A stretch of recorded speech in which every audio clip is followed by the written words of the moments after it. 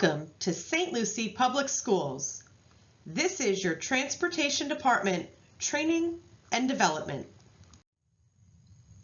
This training session will outline the process of FEFP reports. An extra worksheet is not needed. All attendance tracking is done online through Safe Schools.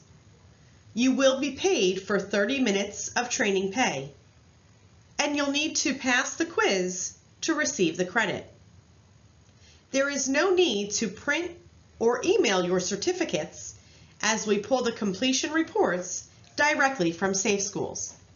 Again, an extra worksheet is not needed.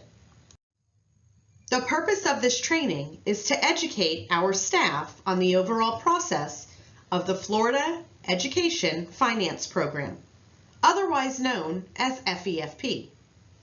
The St. Lucie Public Schools Transportation Department heavily relies on the accuracy in reporting from our bus drivers as we count our student ridership.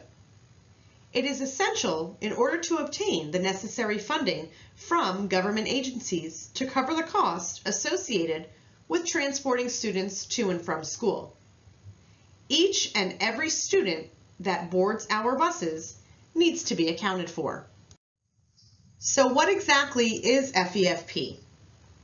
It's how school districts receive funds from the federal government. All school funding, including transportation, is a blend of federal, state, and local dollars.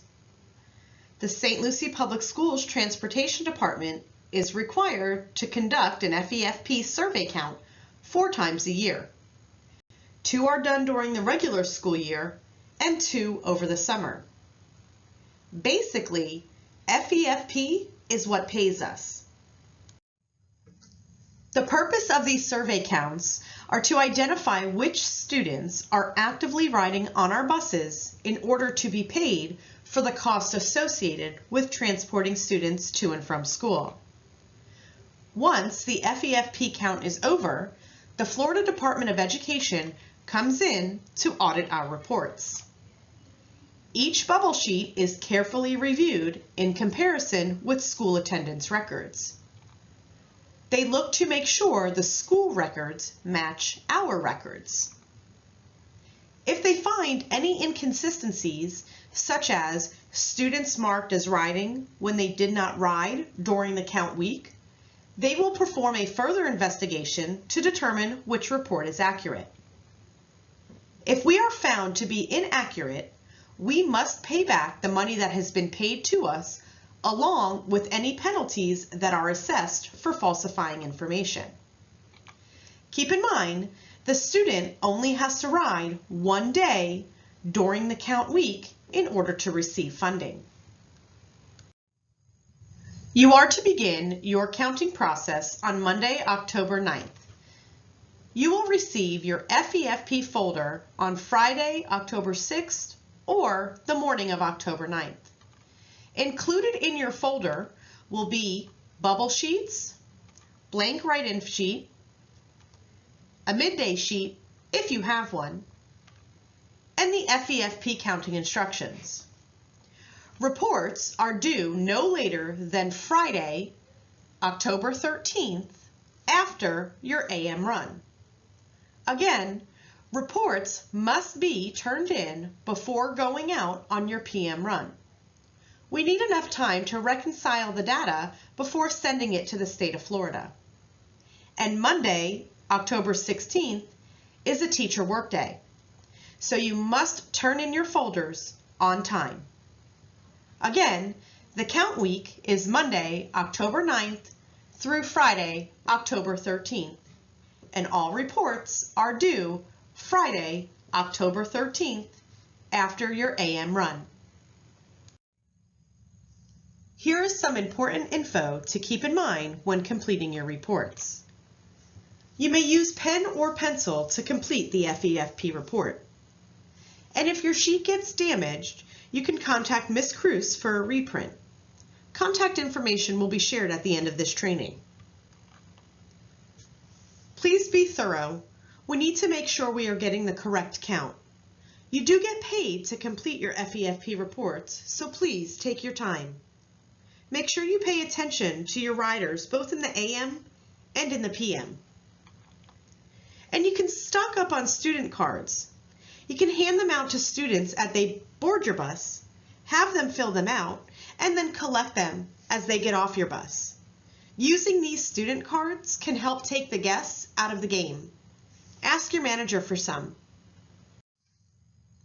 Now let's take some time to review the bubble sheets. The very first thing you should do upon receiving your folder is print and sign your name on every sheet inside of the folder. You'll notice the date is already pre-populated.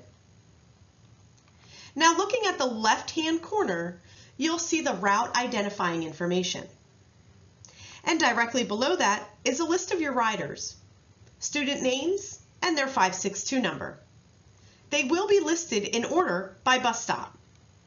For example, Lenny, his stop is at Starfish and Gemini. Now let's look at the center section with the bubbles. Please do not bubble any of these in. You will only bubble the days under the week. You are to monitor and log your students' boarding every day for the next 5 days. And clearly bubble in the circle under the first day the student rode the bus. Again, we only need 1 day bubbled. This is a big time saver for you. If they rode the bus multiple days of the week, you still only need to fill out the first day the student rode. If they did not ride on Monday, but rode on Tuesday, leave Monday blank and bubble in Tuesday. If the student did not ride any of the 5 days, leave all of the bubbles blank.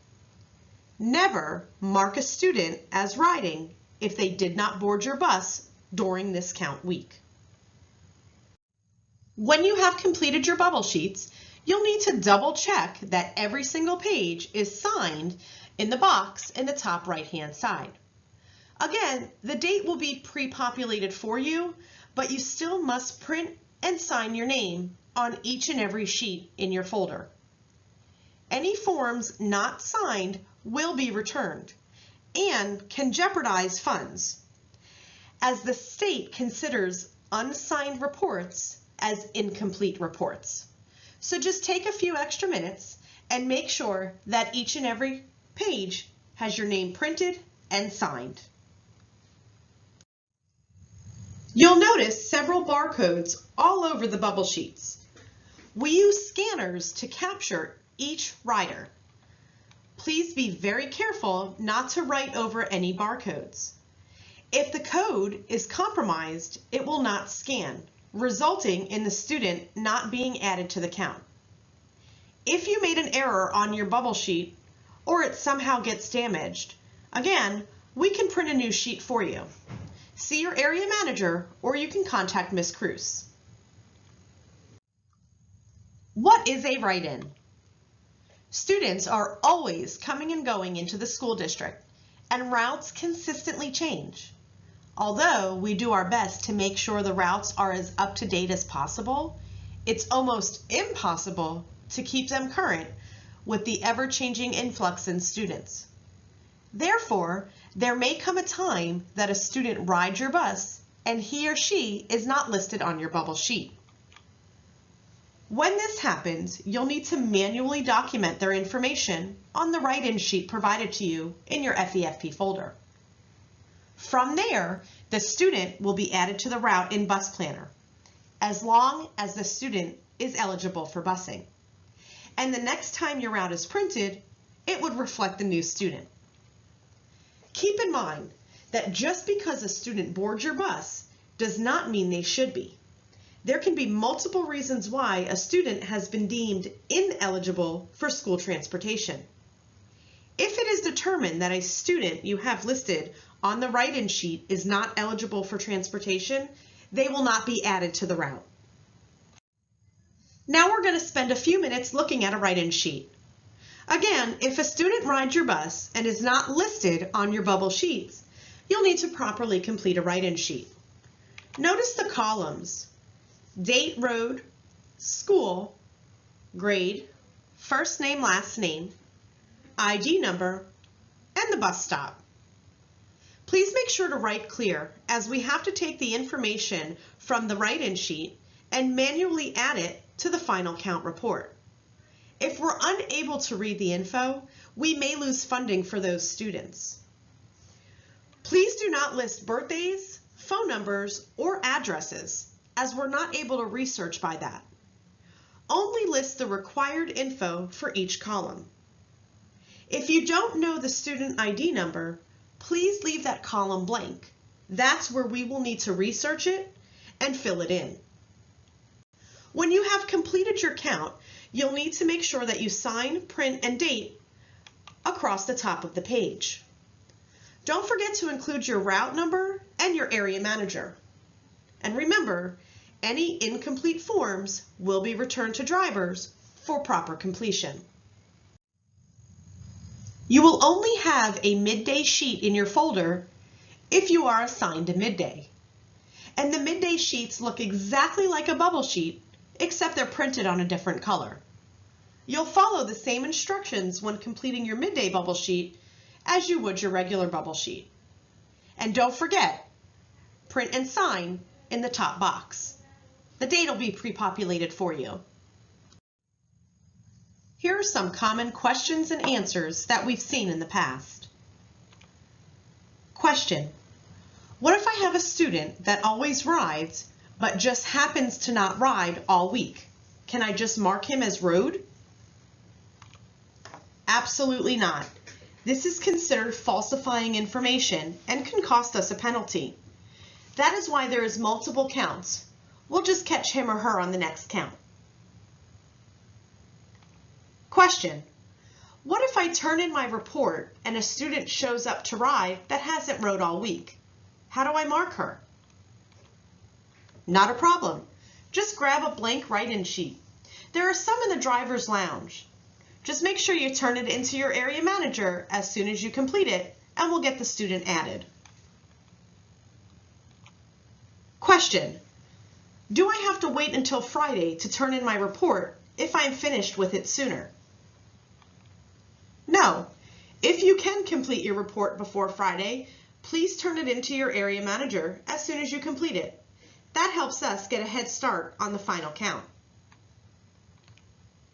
Question: my bubble sheet got damaged. Who can help me? Your area manager should always be your first point of contact. However, Ms. Cruz can assist with anything related to FEFP. And when in doubt, put them on your write-in sheet. We can exclude any duplicates on the final report. Let's have a quick review. The purpose of these counts are to identify which students are actively riding on our buses in order to be paid for the cost associated with transporting students to and from school. The student only needs to ride one day during the count week in order for us to get the funding. So we have students that ride our buses to and from school. From there, we complete our FEFP counts and submit them to the state of Florida.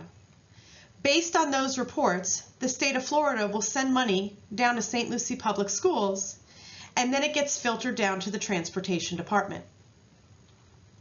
Once the FEFP count is over, the Florida Department of Education comes in and performs an audit of all of our reports. Again, each bubble sheet is carefully reviewed in comparison with school attendance records for accuracy. If they find inaccurate information, such as students marked as riding when they did not ride during the count week, we must pay back the money that has been paid to us, along with any penalties that are assessed for falsifying info. In case you missed it, let's recap. Our count week is Monday, October 9th through Friday, October 13th. You only need to fill in one bubble. Pen or pencil is okay to complete the reports. Please do not make any markings on any of the barcodes. Make sure you are completing the report in full with all of the required information. Fill in the bubble sheet for the first day only the student rode the bus during the count week. Remember, if they did not ride on Monday, but they rode on Tuesday, leave Monday blank and fill in Tuesday. If the student did not ride during the count week, do not fill in any bubbles. Leave them all blank.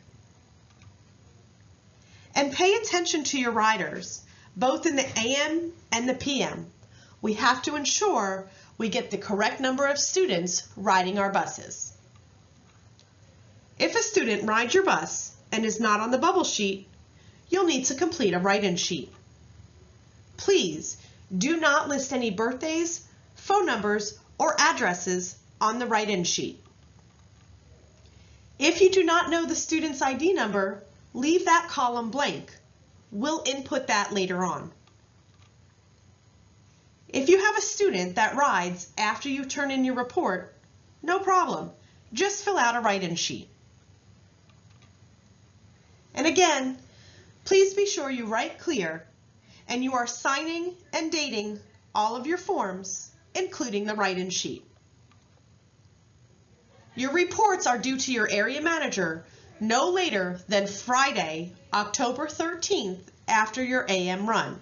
Again, reports are due to your area manager no later than Friday, October 13th after your AM run. If you need further training on the FEFP reporting process, please see Mrs. Cruz in the South Compound, or you may contact me directly at the information below.